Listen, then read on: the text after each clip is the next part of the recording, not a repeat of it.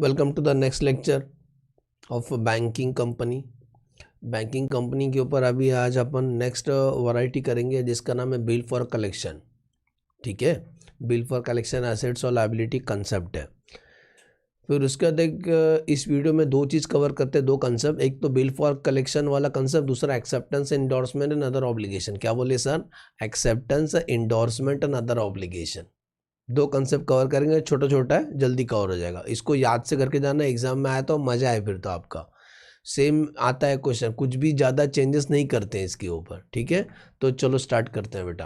तो जो क्वेश्चन आपको दिखाई दे रहा है आपको, ओके, तो पहला कंसेप्ट समझते हैं बेटा, बिल फॉर कलेक्शन। ठीक है, बिल फॉर कलेक्शन। तो बिल फॉर कलेक्शन पहला याद करो, बिल्स ऑफ एक्सचेंज जब ड्रावर बिल ड्रॉ करता है तो वो बिल के साथ चार काम करता है। तो पहला तो अपने पास ही रखता है, हेल्ड टिल मैच्योरिटी, वो किसी को बिल देता नहीं है। तो ड्यू डेट के दिन ड्रावी सीधा ड्रावर को पैसा देता है।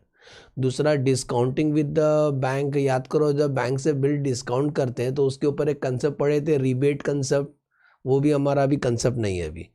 तीसरा वो करता है बिल इंडोर्स करता है क्रेडिटर को, वो भी हमारा कंसेप्ट नहीं हो। चौथा है bill send to bank for collection. Bank आपके बिहाफ में वसूली करने का काम करता है, उसके बदले कुछ चार्जेस ले लेंगे बैंक। आपके पास बहुत सारा बिल आपसे वसूल नहीं होता, बैंक को आपने दे दिया तो बैंक आपका एजेंट जैसा वसूल करके पैसा आपको दे देगा। समझे? Bill send to bank for collection. समझना, बैंक को तुमने गुंडा समझ के रखा है, तो बैंक को आपने गुंडा समझ के रखा, तो वो लोग गुंडे लोग हैं, वो लोग वसूल करके देंगे। ठीक है, हमारा कंसेप्ट ये है बेटा, bill send to bank for collection. समझा? अब बैंक के पास दिए तो बैंक का एसेट भी नहीं है, लायबिलिटी भी नहीं है।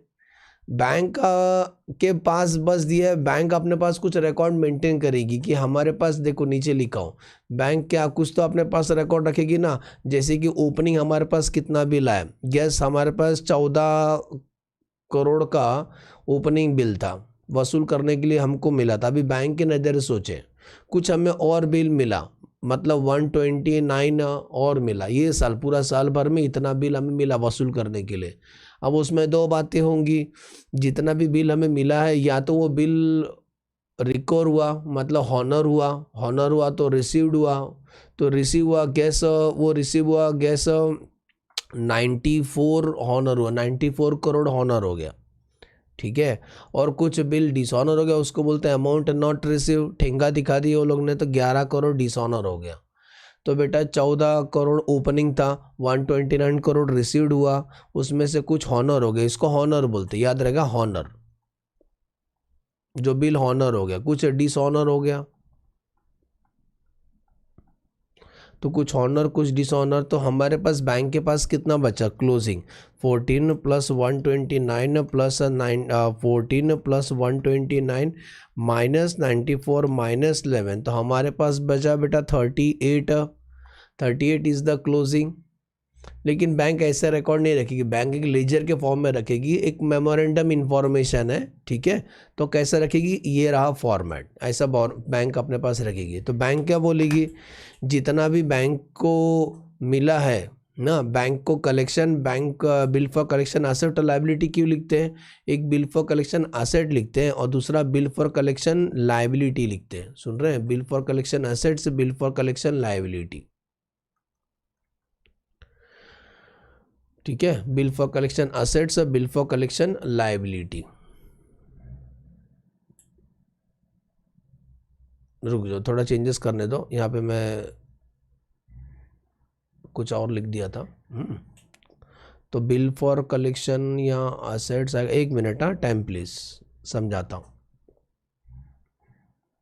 ओके, चलो ऊपर वाला देखो, हमारे पास, हम देखो, हमें अगर किसी ने बिल दिया है 14 करोड़ का, तो ये हमारा नहीं है, हम तो लिए हैं, बस दूसरे को दे देंगे तो हमारा लायबिलिटी है। 14 करोड़ का लायबिलिटी है, तो वो 14 करोड़ यहाँ शो होगा। समझे? 14 यहाँ शो होगा, बाय बैलेंस ब्रॉट डाउन 14। ठीक है, नेक्स्ट रिसीव्ड 129, तो ये भी हमारा 129 हमारा वसूल करके देंगे हम आपको। तो 14 पहले से मैं आपको दूंगा। सोचो मैं बैंक और आप हमारे पास आए, तो लिखूंगा बाय बैलेंस ब्रॉट डाउन 14 आपको देना है। 129 करोड़ का आपसे बिल मिला तो हम 129 करोड़ आपको देंगे, उसमें से कुछ वसूल हो गया, कुछ वसूल किया 94, तो 94 वसूल हो गया तो 94 ये साइड लिखेंगे, और कुछ बेटा जी डिसऑनर हो गया तो वो तो हम नहीं दे पाएंगे, तो ओवरऑल हम लास्ट में आपको कितना देंगे उसको बोलते हैं क्लोजिंग, उसको बोलते हैं क्लोजिंग। तो कैसे क्लोजिंग निकालेंगे ध्यान देना, 14 + 129 - 94 - 11, इस तरीके से बैंक अपने पास रिकॉर्ड मेंटेन करेंगे। लेकिन नहीं तो हो गया लाइबिलिटी जो मैं आपको देने के, लेकिन मैं भी तो किसी से वसूल करूंगा, मैं भी तो किसी को दूंगा, किसी थर्ड पार्टी को, तो जितना मेरा लाइबिलिटी रहेगा उतना ही मेरा सेम मिरर है, उतना ही मेरा एसेट रहेगा। अब तुमने हमको इतना बिल दे दिया, हम भी किसी और को देंगे ना, तो वो मेरा हक है, उनसे मांग सकता हूँ मैं, तो ये उतना ही मेरा एसेट रहेगा, जितना मेरा लाइबिलिटी रहेगा उतना ही मेरा एसेट रहेगा बैंक का। बैंक खाली थोड़ी ना बैंक किसी और को दे देगी, वैसे ही जितना भी वसूल करके आप दोगे उतना ही वसूल कर कोई और आपको देगा, तो उतना ही 129 आपको यहाँ शो करना है, मतलब मेरा कुछ नहीं है, मैं दूसरे से लूँगा और आपको दे दूँगा। सिमिलरली जितना नहीं हो, जितना मिल गया वो ये साइड रिवर्स कर देंगे। 94 दिखाई दे रहा है, पूरा मिरर इमेज है, जैसा आप मिरर में आप अपना थोबड़ा देखते हो, तो अगर यहाँ पे तिल रहेगा तो आईना में भी दिखता है ना, बरोबर उल्टा साइड दिखता है, ठीक है, मिरर इमेज। तो यहाँ पे भी दिखाई देगा, क्लोजिंग सेम 38 दिखाई देगा। बोलो समझा? तो बिल फॉर कलेक्शन आपका एसेट्स क्यों होता है, क्योंकि अगर हमारे पास वो बिल आया तो मैं भी किसी से वसूल करूँगा, दैट इज़ माई एसेट, लेकिन मैं भी किसी को दूंगा, दैट इज़ माई लाइबिलिटी। तो मिरर इमेज बनाना है सेम एकदम, समझा? बिल फॉर कलेक्शन एसेट और बिल फॉर कलेक्शन लाइबिलिटी। तो कैसे लिखना, पहले लिखने को ओपनिंग बीडी, यहाँ पर भी ओपनिंग बीडी सेम 14-14। अब बिल फॉर कलेक्शन जब यहाँ लिखोगे तो एसेट्स में लिखना लाइबिलिटी और लाइबिलिटी में लिखना एसेट्स, क्रॉस लिखना दूसरे का नाम लिखना। जितना भी हॉनर हो गया तो ये साइड लिखेंगे बिल फॉर कलेक्शन लाइबिलिटी, तो यहाँ लिखेंगे बिल फॉर कलेक्शन एसेट। जितना डिसऑनर हो गया लिखेंगे bye bill for collection liability, तो यहाँ लिखेंगे बिल फॉर कलेक्शन एसेट। और क्लोजिंग जितना रहेगा मिरर इमेज है, एकदम इजी है, ठीक है। एक क्वेश्चन करते हैं, आ जाओ, तो आपको और आइडिया मिलेगा।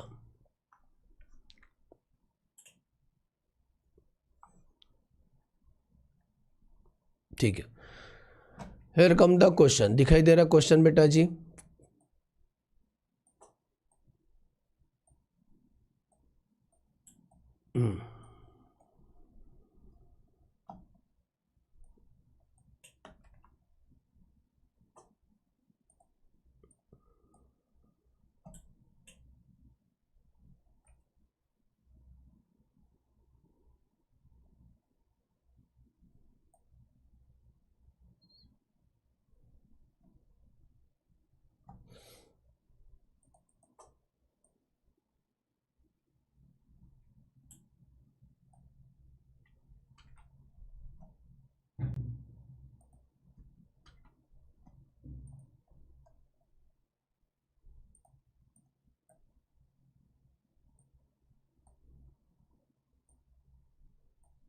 ओके, क्वेश्चन नंबर 28 करने जा रहे हैं। ध्यान देना, बिल फॉर कलेक्शन के ऊपर बहुत पहले क्वेश्चन आया था, सेम क्वेश्चन फिर से आता है, नंबर चेंज करके आता है, ठीक है, ट्रस्ट में।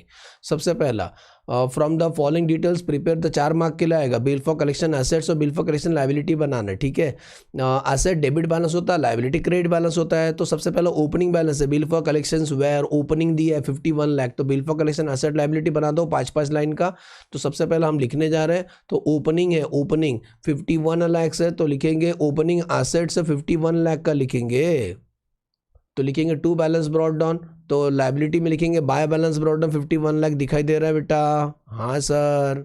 नेक्स्ट, उसके बाद देखो ड्यूरिंग द ईयर इतना बिल कलेक्शन के लिए मिला है आपको 75 लाख, तो जितना एसेट रहेगा उतना लाइबिलिटी रहेगा। तो यहाँ लिखेंगे बिल फॉर कलेक्शन में लिखेंगे, कलेक्शन एसेट्स में लिखेंगे bill for collection liability 75 lakh, जितना मेरा एसेट है उतना ही मेरा लाइबिलिटी है, क्योंकि जितना 75 लाख कलेक्शन होगा उसी को मैं आपको पैसा दे वापस कर दूंगा।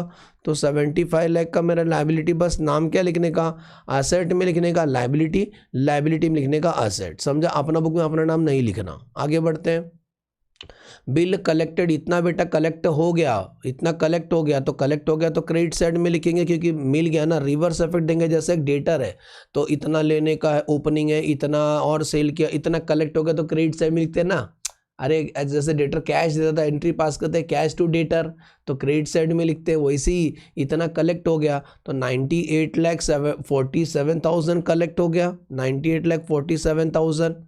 तो ये साइड लिखेंगे bye bill for collection liability, asset में लिखना लाइबिलिटी और लाइबिलिटी में लिखना असेट, 98,47,000। समझा बेटा। नेक्स्ट कुछ डिसऑनर हो गया 27, उसका तो हम कुछ नहीं कर सकते हैं, तो 27,10,000 डिसऑनर हो गया, सेम वही लिखेंगे।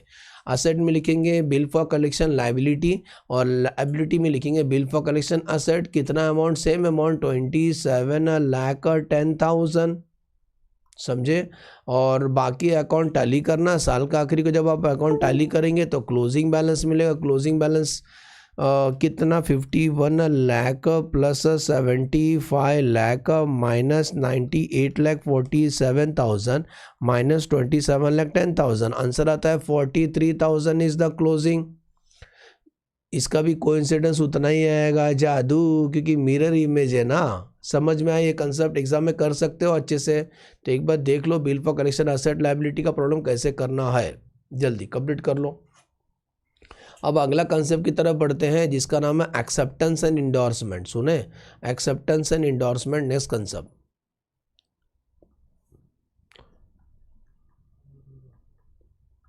Acceptance and endorsement. Acceptance endorsement other obligation होता क्या है, ध्यान देना। दो पार्टी है, ए और बी। ए और बी ने कॉन्ट्रैक्ट किया है, ए और बी ने कॉन्ट्रैक्ट किया है, ठीक है। अब ये बैंक के कॉन्ट्रैक्ट किए तो बी पता नहीं पेमेंट करे कि नहीं करेगा, तो बैंक ने गारंटी दी है। बी गया बैंक के पास, अरे उसको पेमेंट करना है, बी को पेमेंट करना है ए को, तो बी गया बैंक के पास, बोलता है आप हमारा गारंटी दो ना, नहीं तो कॉन्ट्रैक्ट नहीं करेगा। तो बैंक बोलता है डन, ठीक है मैं गारंटी देता हूँ। तो बैंक क्या करता है, bank give guarantee, bank give guarantee, guarantee किसको, to A on behalf of B, on behalf of B. समझे। तो बैंक ने बोला ए को तुम कॉन्ट्रैक्ट करो, बी पैसा देगा, बिल चिंता मत करना, हम है ना, बैंक है ना, चलता फिरता बैंक है, और क्या चाहिए आपको, इतना बड़ा बैंक आपके साथ है। तो फिर ए ने बी से कॉन्ट्रैक्ट किया, किसके बैंक, किसका बात सुन के, बैंक का। बैंक ने गारंटी दिया कि बी पेमेंट करेगा, चिंता मत करो, नहीं देगा तो हम है ना, हम दे देंगे पेमेंट, ठीक है। तो ए ने बी से कॉन्ट्रैक्ट किया। अब बैंक अपने पास कुछ रिकॉर्ड मेंटेन करेगी, बैंक अपने पास फिर से कुछ रिकॉर्ड मेंटेन करेगी। किस बात का रिकॉर्ड मेंटेन करेगी, बैंक, आपको बैंक का नज़र सोचना है। बैंक ने जो बी का गारंटी दिया है, बैंक के पास तो बैंक के पास कुछ ओपनिंग गारंटी दिया होगा, ओपनिंग गारंटी दिया होगा कुछ। ओपनिंग मतलब पिछला साल जो गारंटी है वो कंटिन्यू हुआ रहेगा। कुछ करंट ईयर में दिया, current year given guarantee, current year में कुछ गारंटी दिया रहेगा। उसमें से जितना भी गारंटी दिया है, या तो दो बातें होंगी, सामने वाला पेमेंट कर देगा या तो नहीं करेगा। पेमेंट कर देगा तो मेरा लायबिलिटी नहीं है, लेकिन अगर पेमेंट नहीं करो तो हमें देना पड़ेगा। तो लेस पेड बाय, अगर क्लाइंट ने पेमेंट कर दिया तो उतना गारंटी मेरा कम हो जाएगा, पेड बाय क्लाइंट। सुने, तो बी हमारे लिए क्लाइंट है, बी हमारे लिए क्लाइंट है। तो अगर क्लाइंट ने पे कर दिया तो मेरा लायबिलिटी कम हो जाएगा। तो या तो क्लाइंट ने पे कर दिया, क्लाइंट ने नहीं पे किया तो मेरे को पे करना पड़ेगा। तो paid by bank, paid by bank, या तो वो पे करेगा तो मैं पे करूँगा। जो भी आंसर आएगा क्लोजिंग है, क्लोजिंग अगले साल बनेगा ओपनिंग। तो बैंक को कुछ रिकॉर्ड मेंटेन करना पड़ेगा ना, जितना भी बैंक ने गारंटी दिया एक्सेप्टेंस इंडोर्समेंट का। तो आ जाओ, हम लोग अभी प्रॉब्लम करेंगे, सेम इसी टाइप का एग्जाम में आएगा, नंबर चेंज करके, ठीक है बेटा। Yes sir. तो एक्सेप्टेंस इंडोर्समेंट के ऊपर अगला सवाल ये रहा 3,60,000 रुपये के लिए आपके स्क्रीन पे, टेंटेड। ओके, तो एक्सेप्टेंस इंडोर्समेंट मिला क्वेश्चन नंबर 29। अच्छे से प्रैक्टिस कर लेना, नवंबर 99 में आया था सेम क्वेश्चन, फिर से आया था, फिर मैं वही चीज़ बार बार नहीं करूँगा, आप प्रैक्टिस करो। सुनो, from the following details acceptance endorsement and other obligation should appear in the general ledger on 1 April 2021। हाँ क्या 2021 एक्सेप्टेंस व sent satisfied at 22,30,000 were sent satisfied 22 lakhs, out of which 20 lakhs was subsequently paid off by the client and bank has to honor the rest। ठीक है, तो 22,30,000 का acceptance satisfied हो गया, ठीक है, उसमें से 20 लाख का क्लाइंट ने पे कर दिया, बाकी बैंक ने पे कर दिया, scrutiny of the acceptance registered से ये पता चला, तो इतना एक्सेप्टेंस मिला ये साल 10 लाख, देखो 10 लाख 12, इतना लोग का बैंक ने गारंटी दिया, 10 लाख 12 लाख 5 लाख 8 लाख 5 लाख और 2.7 मतलब 42,70,000 का दिया है।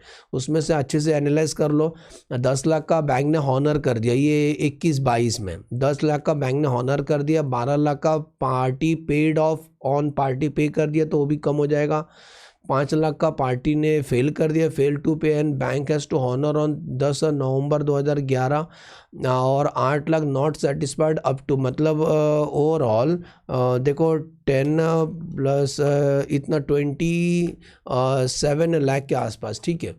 तो सुनो, हम इसको प्रेजेंट कैसे करेंगे बताते हैं आपको एक ही लेजर बनाना है, एक ही लेजर, एसेट्स वाला भी और लायबिलिटी वाला, सीधा एक ही लेजर आपको बनाना है। इस लेजर का नाम रखेंगे एक्सेप्टेंस,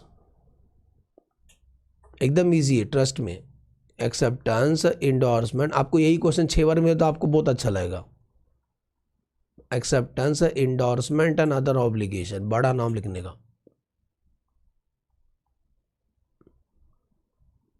ओके। तो सबसे पहला ये एक्सेप्टेंस इंडोर्समेंट किए हो तो आपका लायबिलिटी, इसका क्रेडिट बैलेंस शुरू होता है, तो by balance of brought down, by balance of brought down, देखो ऊपर ओपनिंग बैलेंस दिया हुआ है, बोलता है from the following details acceptance other obligation on 1 April जन acceptance you sent satisfied at 22,30,000, ठीक है, 22,30,000 का एक्सेप्टेंस है ओपनिंग, 22,30,000, तो यहाँ लिखेंगे बाय बैलेंस ब्रॉड डाउन 22,30,000, क्योंकि जो भी आप गारंटी दे रहे हो आपका लायबिलिटी है ना, तो लायबिलिटी क्रेडिट बैलेंस होता है, याद रहे ना, लायबिलिटी है हमारा जो भी आपने गारंटी दिया, ठीक है।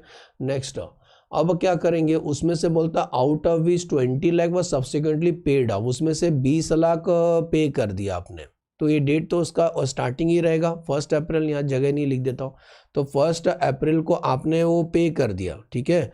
तो क्या लिखा ऑफिस पढ़ो, आउट ऑफ विच 20 लाख, मतलब ये ओपनिंग डेट का बात कर रहे हो, ओपनिंग वाला कुछ पेंडिंग था, तो out of which 20 lakh subsequently paid by the client and bank honour for the rest, तो 22,30,000 के बारे में क्या बोलता है, उसमें से कितना क्लाइंट ने पे कर दिया उतना तो हमारा कम हो जाएगा, तो लिखेंगे ऑन 1 अप्रैल को लिखेंगे to constitute liability for acceptance लिखेंगे, कॉन्स्टिट्यूट लायबिलिटी फॉर एक्सेप्टेंस लिखेंगे, वर्ड हमेशा याद कर लो, to constitute liability for acceptance, हमेशा यही लिखना, ठीक है, constitute liability for acceptance, word याद रहेगा, क्या लिखोगे, कॉन्स्टिट्यूट लायबिलिटी फॉर एक्सेप्टेंस लिखोगे और एटसेट्रा लिख देना आगे, ETC, यही वर्ड याद रखो, कॉन्स्टिट्यूट लायबिलिटी फॉर एक्सेप्टेंस। तो 22,23,000 में से कितना क्लाइंट ने पे कर दिया, वो 20 लाख क्लाइंट ने पे कर दिया, तो यहाँ 20 लाख लिख देंगे सीधा सीधा, उतना कम हो जाएगा लायबिलिटी हमारा, कॉन्स्टिट्यूट लायबिलिटी, और जितना बैंक पे करेगी यही डेट को जितना बैंक पे करेगी लिख देंगे बैंक, क्या हॉनर किया, हॉनर के कितना हॉनर किया 2,30,000, बोलो ये ओपनिंग वाला समझा बेटा, तो जितना भी हमारा लायबिलिटी था उसमें से इतना निकल गया, तो रिवर्स करने के लिए वर्ड क्या लिखेंगे, to constitute liability for acceptance etcetera, reverse हो गया, और बाकी आपने पे किया तो वो लिखेंगे टू बैंक, आगे बढ़े। नेक्स्ट, उसके बाद 1 2 3 6 क्लाइंट लोग आए, 6 क्लाइंट लोग पूरा साल भर में आए, तो आ जाओ लिखेंगे बाय, सेम डेट ओपनिंग को रखेगा बाय, जब भी लिखोगे तो यही लिखने का, बाय कॉन्स्टिट्यूट, स्पेलिंग बराबर लिखना, constituent liability for acceptance, constituent liability for acceptance, underline मार दो, उसके अंदर सब क्लाइंट लोग का नाम लिखेंगे, ए का कितना था, ए का 10 लाख, ए 10 लाख, बी का 12 लाख, सी का 5 लाख,